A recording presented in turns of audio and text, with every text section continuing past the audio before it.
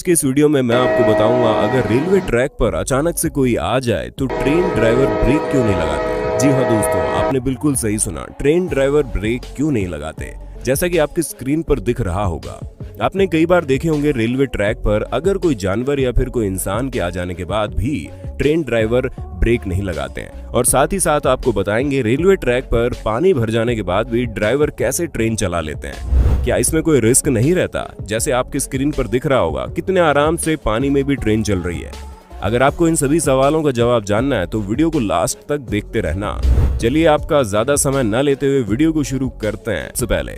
सबसे पहले बात करते हैं रेलवे ट्रैक पर किसी को देखने के बाद ट्रेन ड्राइवर ब्रेक क्यों नहीं लगाता। जब हम रेलवे क्रॉसिंग पर होते हैं तो सामने 2 बैरियर लगे होते हैं और जब ट्रेन आती है तो उस समय ट्रेन के फाटक बंद हो जाते हैं, जिससे कोई भी उस समय रेलवे लाइन पर नजर ना आए। लेकिन कुछ समझदार लोग उस समय फाटक को क्रॉस करके रेलवे लाइन को पार करते हैं, जिससे कभी कभार दुर्घटना भी हो जाती है। लेकिन क्या आपने कभी सोचा है कि जब ट्रेन चल रही हो तो सामने से कोई जा रहा हो तब भी ट्रेन उसको देखने के बाद क्यों नहीं रुकती? ऐसा इसलिए होता है कि अगर ट्रेन के सामने कोई चीज आती है तो ट्रेन को रोकने के लिए लोको पायलट को इमरजेंसी ब्रेक अप्लाई करनी पड़ेगी। और ट्रेन में 20 से 25 कोच वाली ट्रेन है तो वो 100 किलोमीटर प्रति घंटे की स्पीड से जा रही है, तो इमरजेंसी ब्रेक अप्लाई करने की कम से कम दूरी 850 मीटर होनी चाहिए। और अगर कोई सामने ले जाने वाली गाड़ी पूरी तरह से लोड हो और वो 80 किलोमीटर प्रति घंटे की स्पीड से आ रही हो तो इसमें इमरजेंसी ब्रेक अप्लाई करने की मिनिमम डिस्टेंस 1 किलोमीटर होनी चाहिए। इतनी अधिक दूरी से सामने की चीजों को देख पाना मुश्किल है। और अगर ट्रेन की रेलवे लाइन 2 डिग्री के कर्व से मुड़ी हो तब 500 मीटर की दूरी से देख पाना बहुत मुश्किल है। इसलिए लोको पायलट सामने की चीजों को जब देखता है तो वो बहुत कम ही दूरी पर होती हैं। इसी वजह से लोको पायलट ट्रैक पर किसी चीज को देखने के बाद ट्रेन को नहीं रोकते। उनके लिए लोकोमोटिव में लगा हॉर्न ही एकमात्र उम्मीद होती है, जिसे बजाकर वो लोगों को इन्फॉर्म कर देते हैं। चलिए दोस्तों, अब बात करते हैं रेलवे ट्रैक पर पानी भर जाने के बाद ड्राइवर कैसे ट्रेन चला लेते हैं। मुंबई, कोलकाता, चेन्नई और दिल्ली में इस तरह की परिस्थितियां हर बारिश में आती है। दूसरी जगह भी आ सकती हैं। ट्रैक के ऊपर 4 से 6 इंच पानी रहे तो ट्रेनों को सीमित गति से चलाया जाता है। ट्रैक बदलने के लिए जो पॉइंट्स होते हैं उसे मैन्युअली क्लैंप करके ताला लगा दिया जाता है और फिर ट्रेन बिना लाइन बदले सीधे सीधे चलती रहती है। सीधे सीधे मतलब स्लो लाइन वाली ट्रेन स्लो लाइन पर ही चलेगी और फास्ट वाली ट्रेन फास्ट लाइन पर चलेंगी।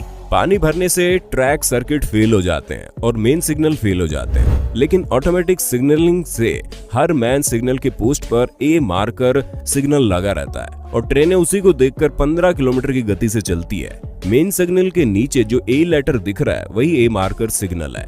इसी को देखकर ट्रेन चलती है। इसमें कोई रिस्क नहीं है क्योंकि ट्रेन 15 किलोमीटर की गति से चलती है। चलिए दोस्तों, अब भारतीय रेल के बारे में कुछ रोचक जानकारी बता देते हैं जो शायद आपको मालूम नहीं होंगी और आपको जान लेना बहुत जरूरी है। आपको बता दें, भारत का सबसे पहला रेलवे स्टेशन है छत्रपति शिवाजी टर्मिनल्स और 16 अप्रैल 1853 को भारत में रेलवे परिवहन की शुरुआत हुई। पहली बार भारत में पैसेंजर ट्रेन महाराष्ट्र प्रांत के मुंबई से ठाणे के बीच लगभग 34 किलोमीटर चलाई गई। ये सफर तय करने में लगभग 45 मिनट का वक्त लगा था, जिसमें 14 डब्बे और 400 सवारियां बैठी थी। ये British governor general Lord Dalhousie के कार्यकाल में चलाई गई। इसी दिन इसीलिए भारतीय रेल परिवहन दिवस मनाया जाता है। साथ ही साथ आपको बता दें कि भारतीय रेलवे एशिया का सबसे बड़ा रेलवे सिस्टम है। साथ ही संयुक्त राज्य अमेरिका, चीन, रूस के बाद भारतीय रेलवे दुनिया का चौथा सबसे बड़ा रेलवे नेटवर्क है। और दोस्तों, क्या आपको मालूम है रेलवे हर रोज 11,000 ट्रेन का काम संभालती है। देश में रोजाना 2.5 करोड़ लोग एक जगह से दूसरी जगह जाते हैं। ये कई देशों की जनसंख्या से भी ज्यादा है। और भारतीय रेलवे दुनिया का सबसे ऊंचा रेलवे पुल बनाने की तैयारी में है।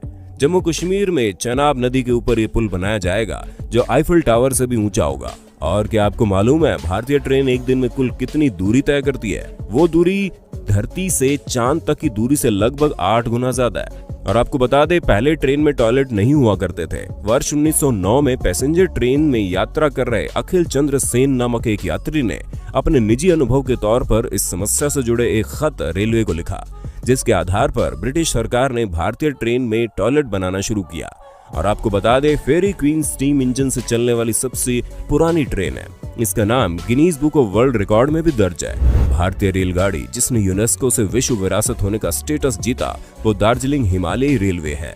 वैसे भारतीय रेल के बारे में आपका क्या कहना है, हमें कमेंट करके जरूर बताइए। और ऐसे इंटरेस्टिंग वीडियो देखने के लिए चैनल को सब्सक्राइब जरूर कर लेना। फिर मिलेंगे नई वीडियो के साथ, तब तक के लिए जय हिंद।